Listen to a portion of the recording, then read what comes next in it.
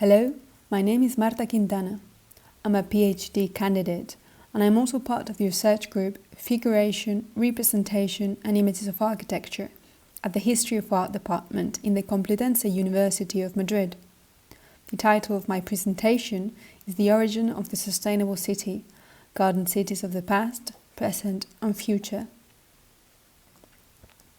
Today I'm going to talk about the persistence of the garden city model and its metamorphosis and evolution throughout the decades. Ebenezer Howard's idea, represented here by the three magnets illustration from the second edition of his well-known book, has been used and abused for over a century. And nowadays is being adapted once again to represent the sustainable city of the future.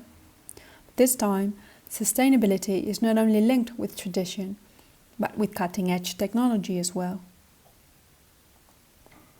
Technology and architecture have always had an intense love relationship when it comes to representing the city of tomorrow. Here we can see an historic example of this notion in this illustration by Eugène Renard, a visionary from the beginning of the 20th century. But the results don't always live up to the hype, at least in the short term, and we have to wonder what kind of technology will really make our cities resilient to the challenges we are facing now and in the near future. How will we solve and adapt to climate change? How will we confront the growing population, the diminishing biodiversity, and increasing inequalities? One of the most recent proposals that takes Howard's concept as a model and brings it to the 21st century is the orbit. So what is the orbit? The orbit is a project by Patterson's, an architecture studio based in Canada. You can see in the image a description of how they define themselves in their own words. They come across as the perfect blend of a design team with a very contemporary holistic view. It can remind us of the still relevance of Victor Papanek's work chart from the 1960s. Here you can see a render of what the orbit will look like. The description of the project says it will be a cutting-edge new central neighbourhood for the Canadian town of Innisfil, designed in response to the arrival of high-speed mass transit that connects to downtown Toronto. The orbit will be located 60 kilometers north of the metropolis. This area is already one of the fastest growing communities in the region, as people seek more affordability outside of the city, and it will accommodate a population of up to 150,000 inhabitants. The province has a transit-oriented community program with a new GO train station that will start construction supposedly next year, connecting the city to the metropolis, as I said, and inevitably leading to further major growth in population. Let's point out that the architecture studio refers to it as a neighbourhood and the town of Innisfil as a community, but the press defines it as a smart city or a green city of the future. It's meant to be a forward-thinking community. The place chosen for the development, Innisfil, even though it's a rural town, it has a history of progressiveness regarding new modes of communication and transport. Since it accepts cryptocurrency for payments for city services and taxes, it was also one of the first towns to test out Uber. The orbit is presented to have cutting-edge technology to create a city that is more accessible and sustainable, with a plan for mass fiber optic cable systems that will provide connectivity across sidewalks, streets and buildings, as well considering future forward concepts such as drone ports and self-driving cars to anticipate future development over the longer term. So here we have a presentation that relies on technology as its big selling point. Apart from the aesthetics, it is what makes it futuristic. But when we look at its concept and morphology, the Garden City inspiration is more than evident. It is not something they hide, since they describe it as an extension of the Garden City tradition. And even though the mixture of the circle and the square in the shape of its grid, what they call squircles, is defined as an innovation, we can see the result as a classic shape for new settlements, with a concentric plan that was present in Howard's diagrams and description of its organization, even if they were not meant to be literal illustration of the building plan. is also found in other examples related to the Garden City, such as in Raymond Unwin's drawing. He was the planner, together with Richard Barry Parker of Letchworth, and he did this illustration inspired by Howard's social city, and he published it in the pamphlet Nothing Gained by Overcrowding. But it's obviously also present many times throughout history, like in famous older models such as Filaretes' Forcinder, Karlsruhe or Palmanove. It's a form we also find in more recent utopian models like the sustainable community of Auroville in India. The idea is a new technological version of a rustic lifestyle with the benefits of urban living. It says it has the capacity to expand by preserving the agriculture and natural lands. Once again, Howard's three magnets become relevant in the 21st century.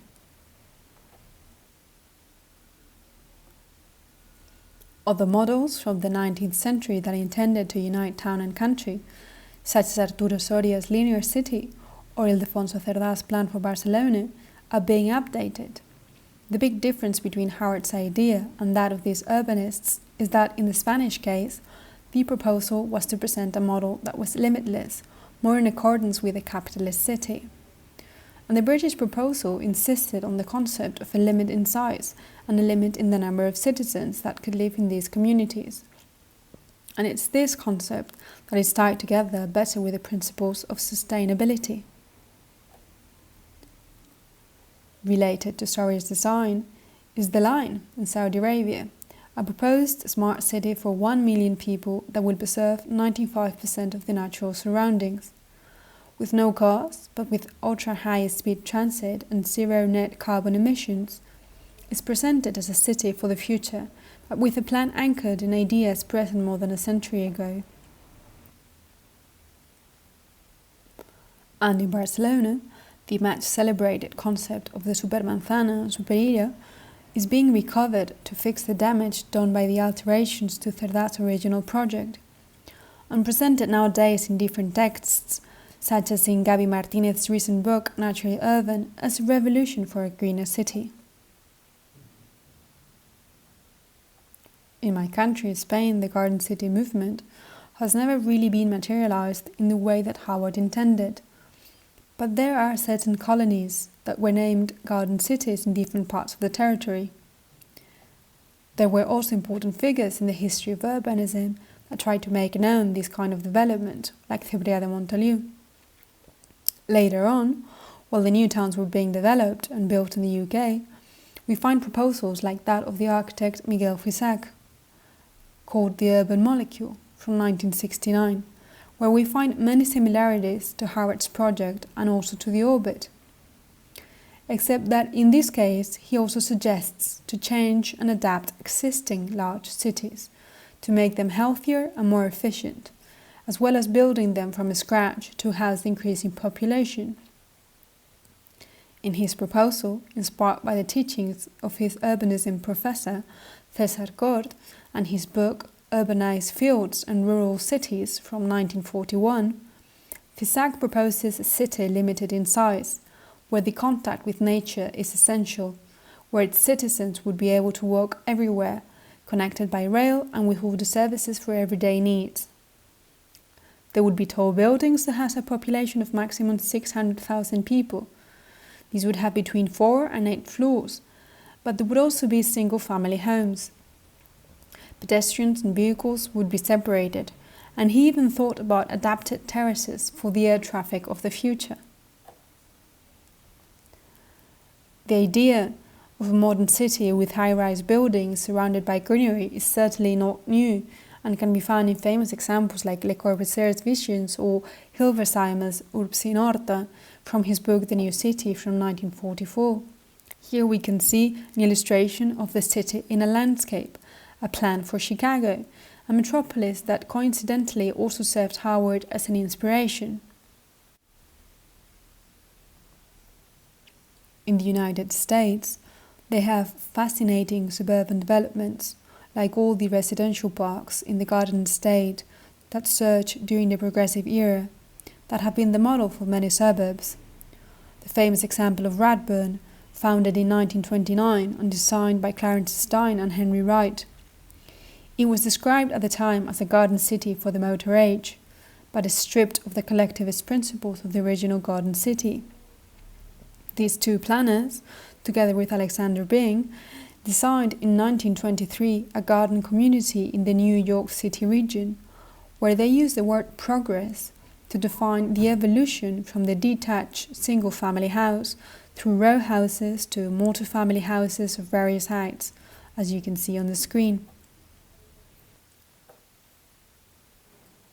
Garden cities and suburbs have been blamed for the never-ending sprawl, which meant extensive use of land and car dependency.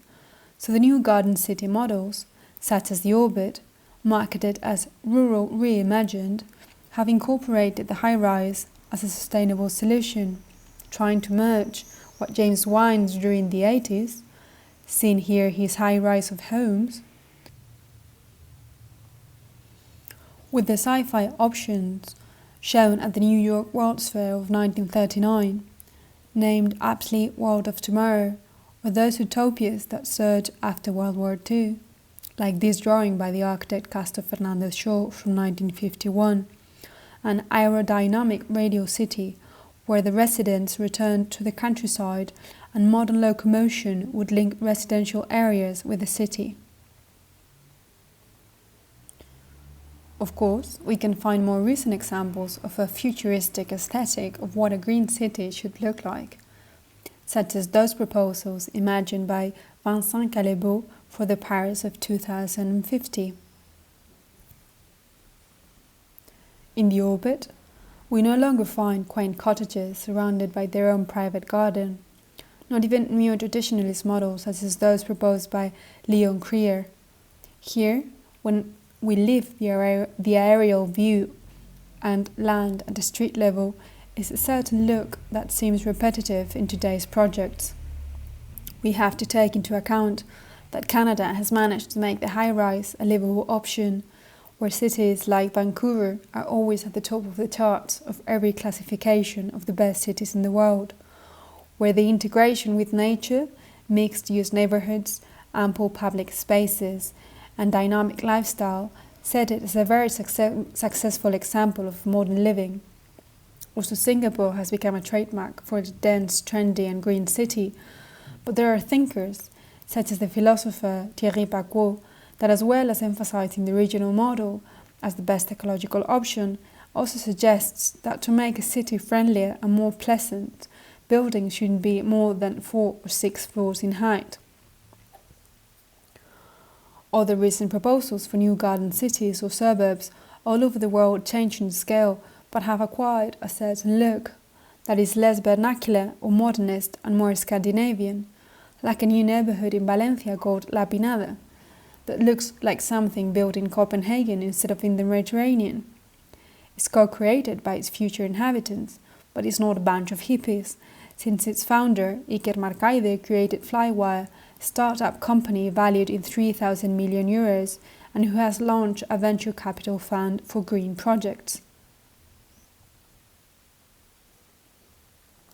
There is a booming of new cities and neighborhoods. They are being developed everywhere with technology at the center point, and many of them are labeled sustainable. We already have built examples such as the smart cities of Sondo or Masdar, both of them not exactly a success so far, or projects meant to be built in the next few years, such as Big City of the Future for Toyota or Norman Foster's project in Amaravati, India. We can also find polemic developments by private enterprises like Elon Musk's plan in Boca Chica or Apple's development in Raleigh, North Carolina, that in a way are a reminder of the paternalistic and controlling tendencies of the 19th century company towns, but with a touch of elitism and a lack of consideration for those outside those communities. Present and future projects for the city of tomorrow take into consideration many everyday problems that cities and its inhabitants have. And it is interesting how technology can improve our lives. But the kind of technology proposed for these communities doesn't change the bigger problems that we need to face, like the global housing crisis. It's good that in the Orbit's statement it says that it would provide housing for those who would normally not be able to afford it. We'll see if this becomes true. These kinds of projects are a solution to create an attractive and well-designed environment with great transport and perfect digital connections. But normally they are destined for middle-class inhabitants in rich countries, which is actually what critics have always said about Howard's project. We need low-tech solutions, like those researched by Julia Watson, that don't become obsolete quickly and that are easy to construct and to maintain everywhere in our planet. But we must remember that central to Howard's concept was the idea of community-owned land, and this is a principle that has never managed to materialize, and it would make it much more revolutionary. Even if we look to the future in the form of new modes of technology that intend to make our life easier, we seem to look into the past for models and recurring ideas, such as the importance of the contact with nature and a healthy environment, or the practicality of collective transport, for the resolution of our repetitive and never-ending problems for inspiration. So here's where I finish. Thank you so much for your time. If there is anything you would like to comment or suggest, please don't hesitate in contacting me at the email address shown at the bottom of this final slide.